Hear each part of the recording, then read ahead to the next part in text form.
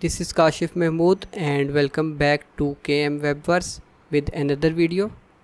In this video I will tell you how you can add a CNAME record in your Bluehost web hosting. So first of all you will have to go to your account.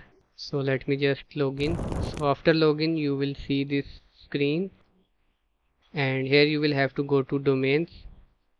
And here you will see all of your domains. You can go to the settings. You will see a setting button in front of each domain, so you will have to go to the settings of the domain where you want to add the CNAME record. So let me just click on settings over here, and here you will have to scroll down and click on plus record, and here you can select CNAME, and then here you can select your host, whatever host you want to add over here for your CNAME record, and then you can add the domain over here that you have in your CNAME, and then here you can select 15 minutes or maybe any TTL as preferred by your CNAME provider, and it will take like 24 to 48 hours to make changes. Normally it is done like within 10 to 15 minutes maximum, but in a few cases it can take longer as well.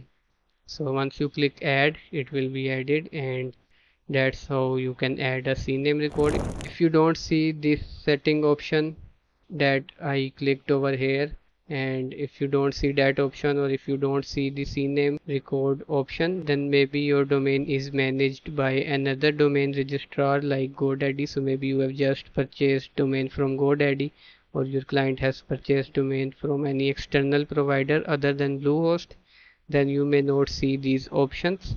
So if you have that problem, then go to your original domain registrar, and if you have any doubts then you can leave a comment, so I will reply you, or you can just contact the Bluehost live chat support, or you can also contact on their phone number.